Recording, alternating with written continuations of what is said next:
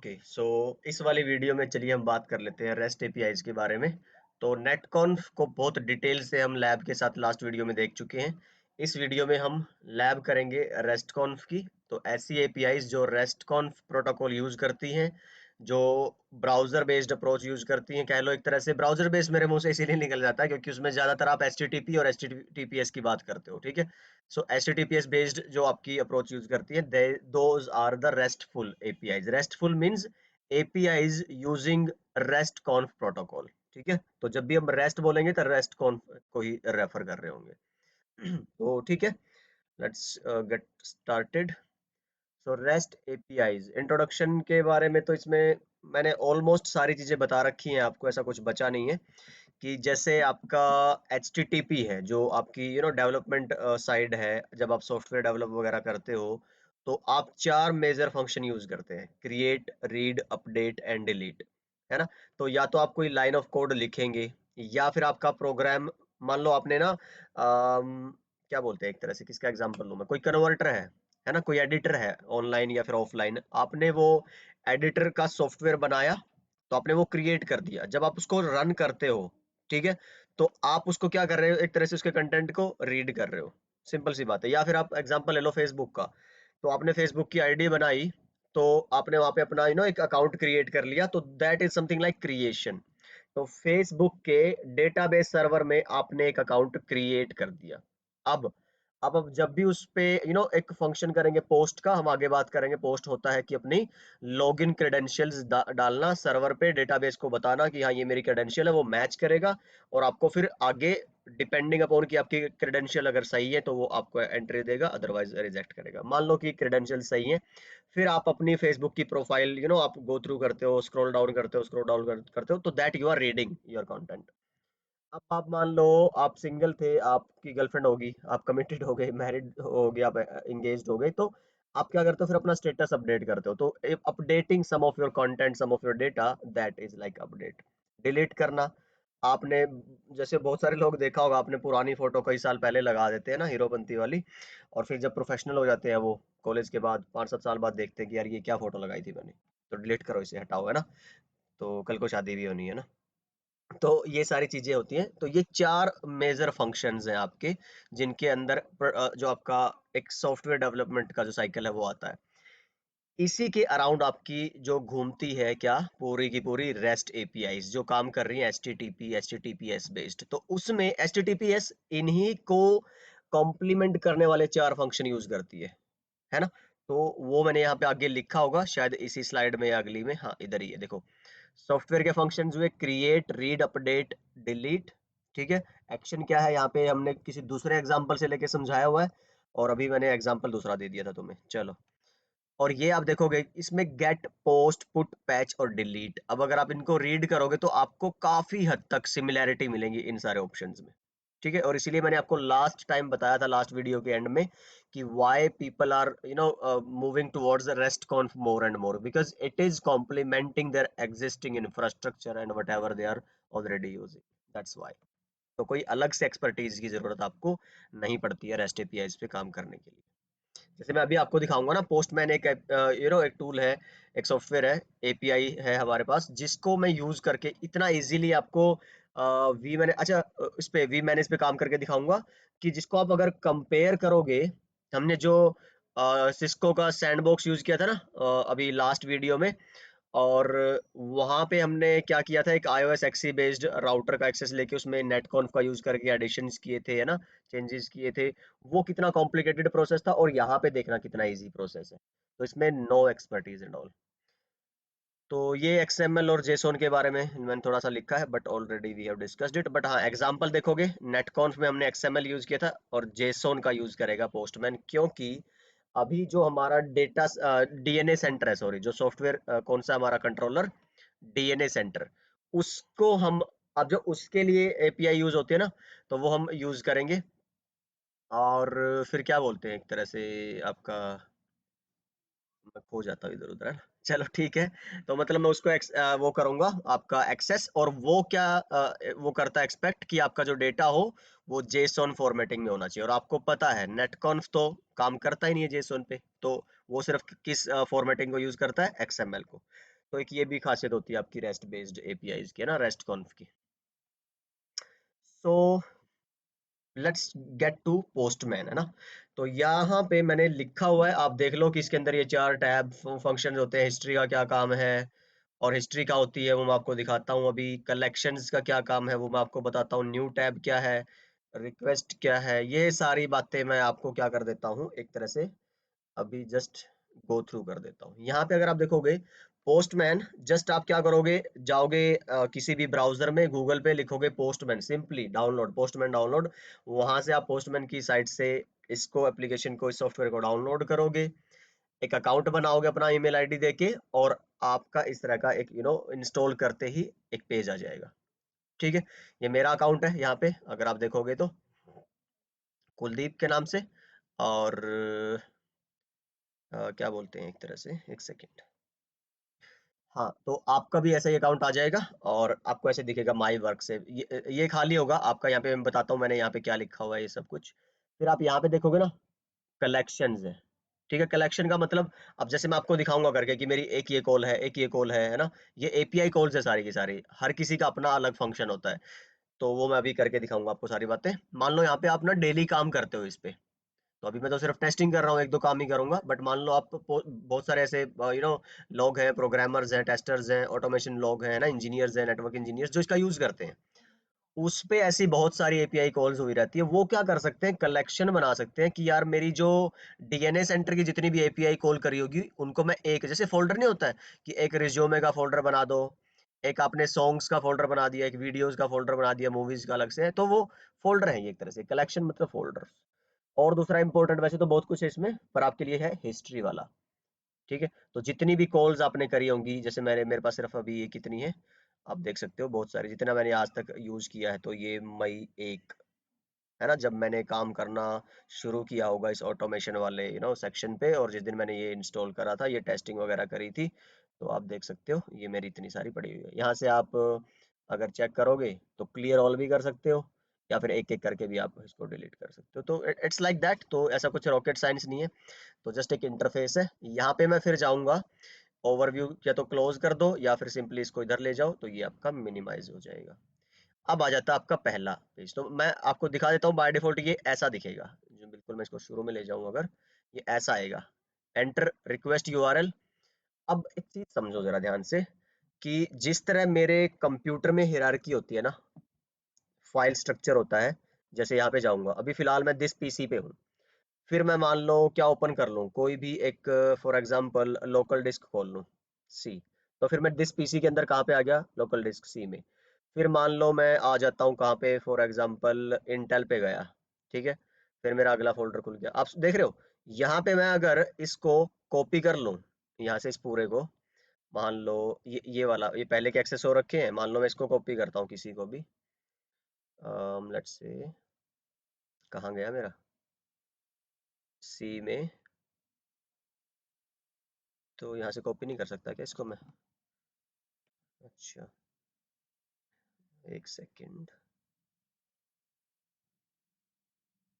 चलो local PC Intel, और कहाँ से हो जाता था ये, इधर से था कि इधर से था, हो नहीं रहा है यार ये।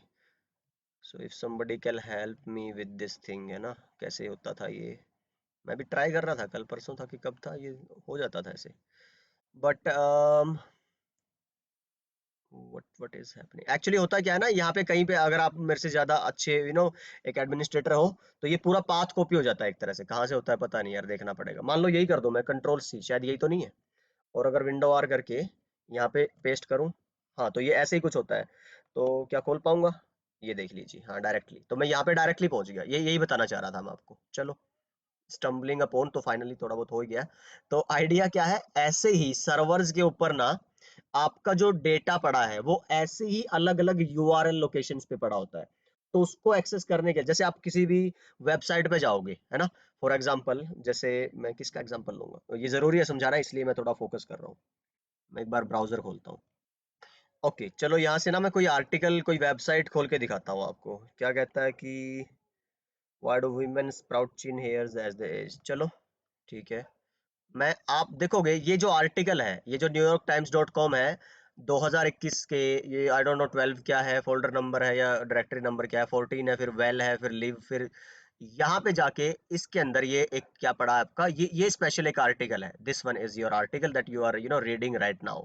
और इस तक पहुंचने का ये क्या है, मेरे पास एक यूआरएल है। अगर मैं किसी भी अलग ब्राउजर में नए टैब में जाके, जो होता है ना लिंक सेव करते हो आप, बुक मार्क्स कर लेते हो, ये वो वाला ये यूआरएल है उसका। अब मान लो आपको एक पेज पीछे जाना है, तो आप अगर इसको हटा दोगे तो अब आप फिर यहाँ नहीं रहोगे, आप कहाँ रह जाते हो, फिर पिछले पेज पे। तो कुछ अलाउ करते हैं, नहीं करते हैं, वो वेबसाइट की सिक्योरिटी वगैरह के लिए है।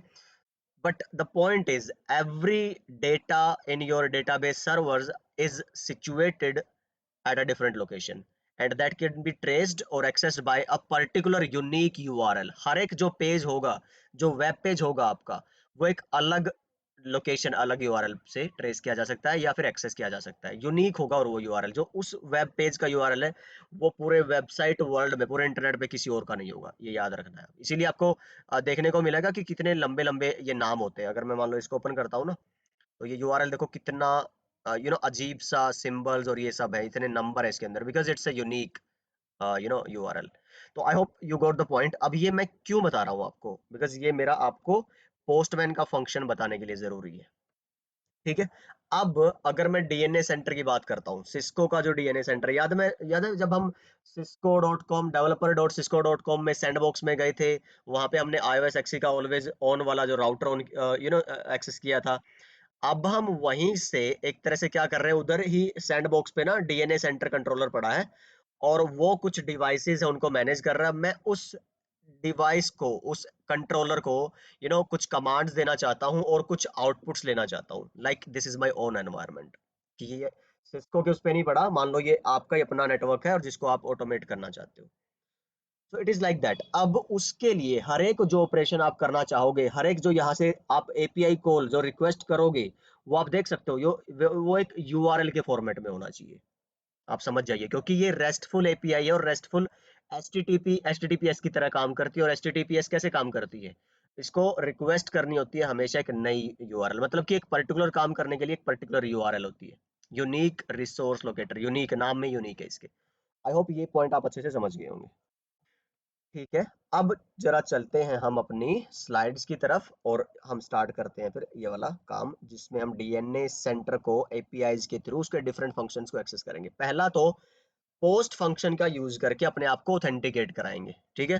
तो जैसे मैंने आपको नेट कॉन्फ का यूज करके उस पे दिखाया था, आपकी जो पाइथन स्क्रिप्ट रन करके हमने देखा था ना, उसका एक्सएमएल का फॉर्मेट और वो सब, आपके CSR 1000 वी राउटर का रनिंग कॉन्फ़िग देखी थी। तो इसी तरह से हम क्या करते हैं, पहले मेरे को अब याद होगा, वहां पे मेरे को ना यूजर नेम पासवर्ड वो सब मेंशन करना पड़ा था वहां पे सीएमडी में जाके, तब जाके वो पेज ओपन हुआ था। ऐसे ही आपको पहले तो अपने आप को डीएनए सेंटर पे, इसकी एक एपीआई होती है अलग से, डीएनए सेंटर की अलग से एपीआई है ऑथेंटिकेशन के लिए, इसको बोलते हैं टोकन एपीआई। तो जैसे ही आप जाओगे, और ये वेबसाइट, ये वेब एड्रेस, मतलब ये क्या है, अब ये वेबसाइट एज सच नहीं है, ये एक यूआरएल है, जहां पे आपकी टोकन एपीआई से आप ऑथेंटिकेट होने की रिक्वेस्ट करोगे। तो यही मैंने कॉपी करके यहाँ पे पेस्ट किया हुआ है, ताकि मेरे को टाइम ना लगे, मैं फ्लो ना टूटे मेरी वीडियो का, पोज वगैरह ना करना पड़े। कर दिया। उसके बाद और क्या करना है आपको, ये थोड़ा पोस्टमैन पे कैसे काम करना वो बता रहा हूँ। HTTP पोस्ट ऑपरेशन आपको सेलेक्ट करना है, ड्रॉप डाउन बॉक्स कहाँ पे है, ड्रॉप डाउन बॉक्स यहाँ से। अब की बार गेटर का काम नहीं करना, पोस्ट का। क्यों? क्योंकि मेरे को अपने जो क्रेडेंशियल्स है वो पोस्ट करने हैं, सर्वर पे देना है उसको, वहां से कुछ लेना नहीं है। पोस्ट। और क्या करना है, ऑथराइजेशन टैब में जाओ, और बेसिक ऑथराइजेशन सेलेक्ट करो। तो ऑथराइजेशन में जाओगे, यहाँ से इनहेरिट नहीं करना, आप क्या करोगे, बेसिक ऑथ पे क्लिक करोगे। ठीक है। यूजर नेम ये पहले से मैंने फिल करे हुए हैं, बट जैसे ही आप शुरू करोगे ना, बिल्कुल आज ही आपने डाउनलोड इंस्टॉल करा होगा पोस्टमैन, तो आपका यहाँ पे ब्लैंक होगा। आपको लिखना है डेवनेट यूजर नेम में, उसमें क्या था, डेवलपर, नेट कॉन्फ वाले में। और पासवर्ड ये वाला है, उसमें पासवर्ड था और 1SCO 1234, इसमें अलग है। तो ठीक है, ये जस्ट पासवर्ड है। उसके बाद क्या करना है, फिर आप देखोगे हेडर टैब में जाओगे और की वैल्यू डालोगे, क्योंकि जेसोन है तो की वैल्यू फॉर्मेट में चलता है वो। हेडर्स टैब में कंटेंट टाइप की डालनी है, और एप्लीकेशन जेसोन आपको वैल्यू डालनी है। ठीक है। हेडर टैब में जाता हूँ, की में क्या डालोगे, कंटेंट टाइप यहाँ से आ भी जाएगा, और वैल्यू में क्या डालोगे, एप्लीकेशन जेसोन, यहाँ पे आपको दिख जाएगा। ठीक, इतना काम आपने कर दिया और फिर आप बस that's it I guess, send करोगे यहाँ से। ठीक है, आपने क्या किया, ये यूआरएल डाली, ऑथराइजेशन में बेसिक ऑथ सेलेक्ट किया, यहाँ पे अपना यूजर नेम पासवर्ड डाला, हेडर्स में जाके आपने कंटेंट मतलब अपनी की और वैल्यू डाली, that's it and then you will send it. अगर सब कुछ सही है तो we should get a token from there side, but something bad is happening, 404 not responding. अच्छा, ऐसा क्यों, चलो मैं ये स्पेस है शायद इसकी वजह से, स्पेस हटा दो, सेंड करो दोबारा। ये देखो, तो ये मैं बता रहा था ना अभी, स्पेस भी इसने क्या कर दिया, एक अलग यूआरएल ले ली और ये एक अलग यूआरएल है, समझ जाओ अब आप कितना इंपॉर्टेंट है। चलिए, तो ये मेरा क्या है, टोकन, ये जो इतना है सिर्फ जो कर इसके डबल कोट्स के अंदर है ना, ये सिर्फ इतना क्या है, मेरा टोकन है। चलो, तो इसका काम आएगा अभी, आगे बढ़ते हैं। सो क्या कहता है कि ये सारी बातें मैंने जो अभी बताई थी यहाँ पे लिखी हुई हैं, तो कोई टेंशन लेने वाली बात नहीं है, डॉक्यूमेंट बहुत अच्छा बना है। ये टोकन क्या होते हैं यार, आपके हैश वैल्यूज होते हैं सिक्योरिटी के लिए, जितने सेशंस बनाओगे उतने अलग अलग टोकन होंगे, जितने अलग अलग यूजर होंगे सबको अलग अलग टोकन मिलेंगे, एक सेशन के लिए एक, आप बंद करके दोबारा ओपन करोगे तो आपका टोकन अलग मिलेगा, ये पढ़ लेना, वो वही सिक्योरिटी वाली बातें हैं।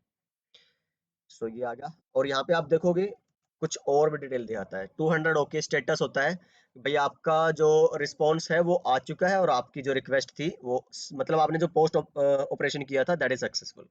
तो काफी सारे आपके स्टेटस कोड होते हैं रेस्ट एपीआईज की, एचटीटीपी के, वो हम आगे डिस्कस करेंगे।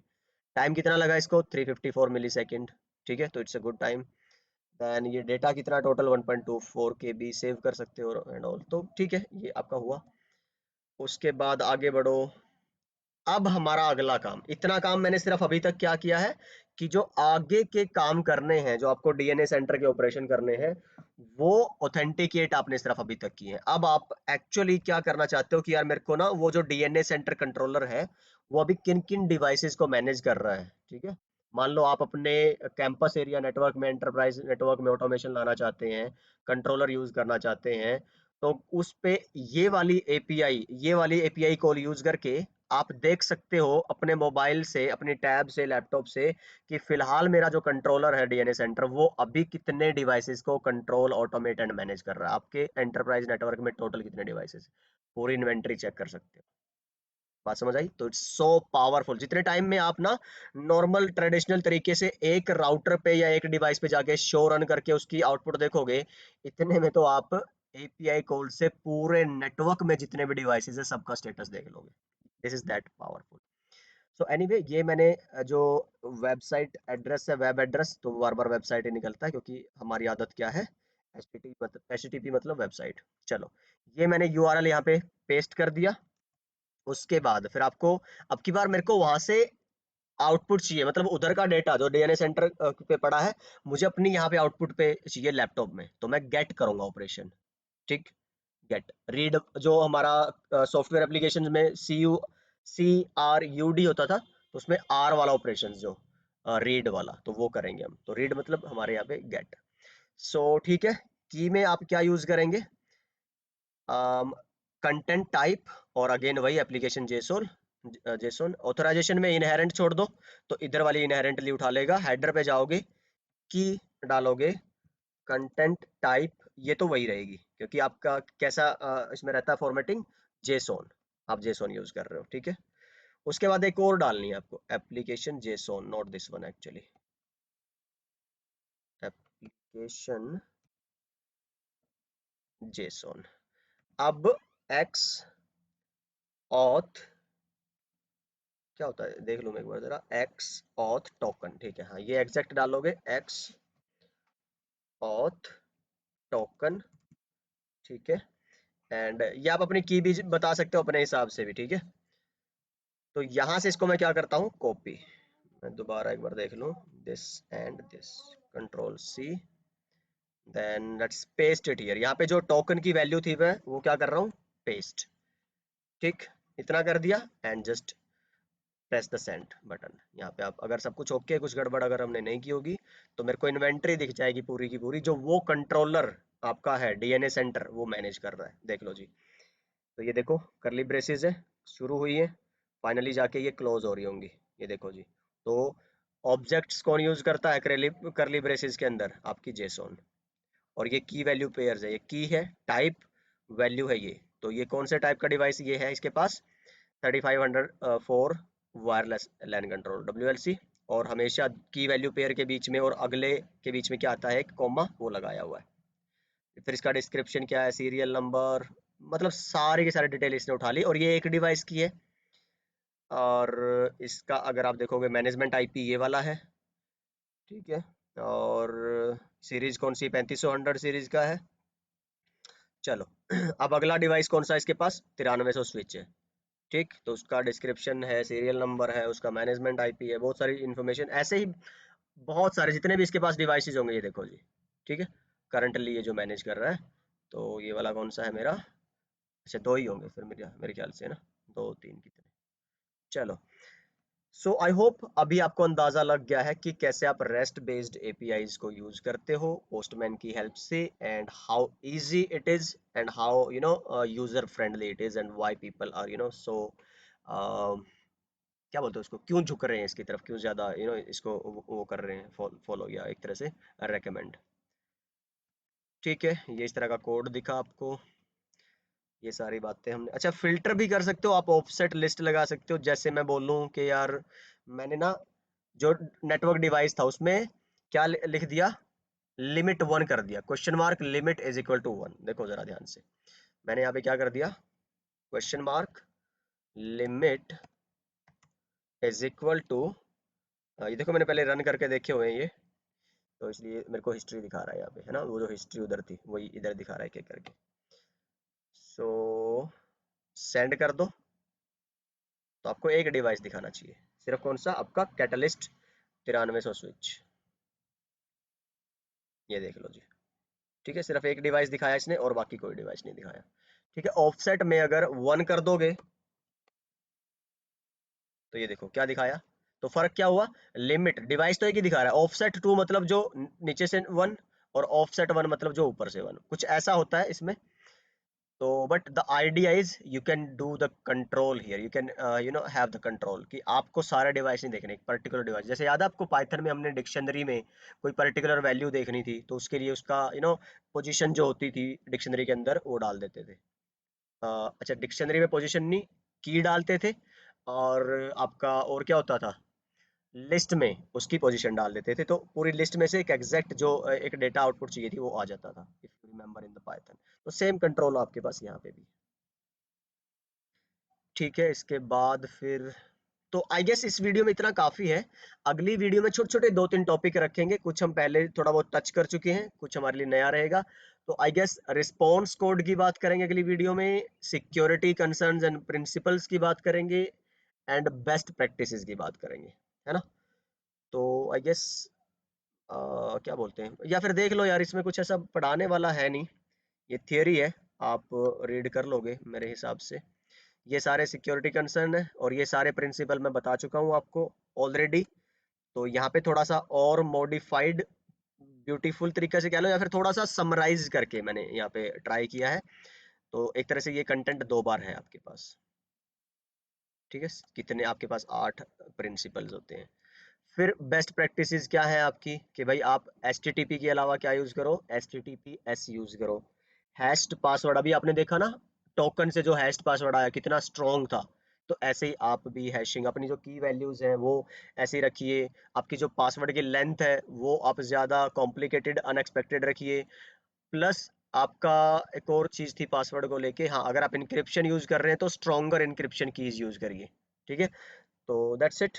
देन आपका इनपुट पैरामीटर वैलिडेशन होता है कि जब तक आपकी रिक्वेस्ट, मान लो एक सिंपल एग्जांपल है, यहाँ पे लिखा भी होगा मैंने नोट्स में, कि सर्वर पे जब तक आप ऑथेंटिकेट ना हो जाओ तब तक आपको कोई आउटपुट नहीं मिलनी चाहिए। आज के टाइम पे तो खैर इतना एडवांस हो गया है हमारा ये पूरा आर्किटेक्चर की इन चीजों की टेंशन नहीं है, पर इनिशियली तो हमारे पास काफी लूप होल्स थे, और वहां पे स्पेशली ये डिजाइन प्रिंसिपल्स और बेस्ट प्रैक्टिसेस बनाई गई कि लोग इनको ऑटोमेटिकली फॉलो करें, गलती से भी ये गलत ना हो जाए। तो it was a good thing. आप पढ़िएगा जरा, ओ ऑथ यूज करिए आप बेसिक ऑथेंटिकेशन के कंपैरिजन में, ठीक है। ओ ओथ का मतलब क्या होता है? देखो यार, जैसे आप कोई एक किसी अकाउंट कोई अकाउंट बनाना चाहते हो, जैसे कि अभी मैंने आपको उस पे एग्जांपल दिया था, तो चलो उसी से समझ लेता हूँ कि जब हमने नेटकॉन्फ में आपके सिस्को के सैंडबॉक्स को ओपन करना चाहा था, तो मैंने तो पहले ही लॉगिन कर रखा था, तो इसलिए मेरे से शायद उसने ना लॉगिन क्रेडेंशियल नहीं पूछे थे, क्योंकि मेरे ब्राउजर में मेरे लॉगिन क्रेडेंशियल्स सेव हैं। पर आपने जब पहली बार किया होगा ना उसको, तो आपसे एक लॉगिन आईडी पूछी होगी। तो या तो आप अपनी जीमेल की आईडी शेयर कर लो, या फिर आपने सिस्को की आईडी बना रखी है वहां पे वो शेयर कर लो। तो ये क्या होता है, आपका जो ये वाला एनवायरनमेंट है, ये किसी का भी एग्जांपल ले लो यार, मान लो आप कोई न्यूयॉर्क टाइम्स डॉट कॉम है ना, दैनिक जागरण डॉट कॉम है, इनको आप क्या करना चाहते हो, सब्सक्राइब।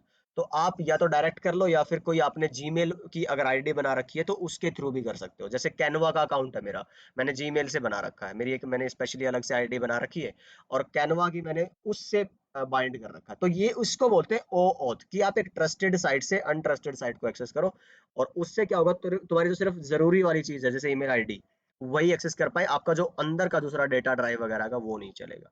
तो इट्स अ बेटर वे।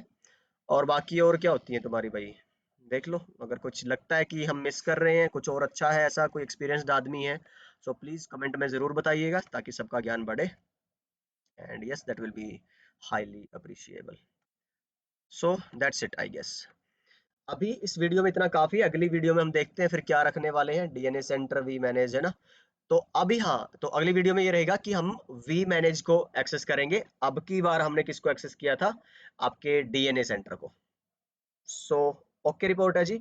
और अच्छा, अभी हमने सिर्फ क्या देखा है, रेस्ट एपीआईज का यूज देखा है सिर्फ, है ना। कोई एज सच डीएनए सेंटर का इंटरफेस नहीं देखा। समझ रहे हैं मेरी बात को, मैंने तो सिर्फ सिस्को के सैंडबॉक्स वाले डीएनए सेंटर का एक इंटरफेस, बस आउटपुट जस्ट जरा सी ये देख ली कि हाँ, क्या डीएनए सेंटर को रेस्ट बेस्ड एपीआई से एक्सेस किया जा सकता है, और हाँ, जवाब है बिल्कुल यस, जो हमने अभी करके देखा। अब डीएनए सेंटर के आगे वर्कफ्लोज क्या है, उसके ऑप्शंस अंदर कौन से होते हैं, डिजाइन, आपकी प्रोविजनिंग, एश्योरेंस, वो सब देखेंगे, और वी मैनेज का भी देखेंगे। और उसमें मैंने तुम्हें अभी एक्सेस करना बता दिया, वहां पे सिर्फ आपको कुछ स्क्रीनशॉट्स दिखाऊंगा और सारी बातें, क्योंकि यार मेरे पास कोई डीएनए सेंटर, वी मैनेज वगैरह के लाइसेंस है नहीं है, और मेरे पास कोई एक्सेस नहीं है, और मैं आपको कोई ऐसे एज सच फिजिकल डिवाइसेस पे दिखा नहीं सकता। तो that's my limitation again, like wireless. But yes, I will try कि आप सारी बातें बुनियादी तौर पे थ्योरेटिकली कॉन्सेप्चुअली समझ जाओ। अगली वीडियो में मिलता हूँ आपसे विद दैट टॉपिक। फाइनली हमारा बचेगा नेटवर्क ऑटोमेशन वाले, ऑर्केस्ट्रेशन वाले टूल्स, जो हमारे रहेंगे क्या, एनसीबल, पपेट, शेफ, और इसमें एक अलग रहेगा हमारे पास सोल्ट स्टैक करके, है ना। तो सबकी वर्किंग पढ़ेंगे। And yeah, I hope this video has been informative for you guys. Let me know in the comment section. I'll see you in the next one. Bye bye. Take care. Keep smiling. तो सीखते रहिए, सिखाते रहिए, and मस्त रहिए।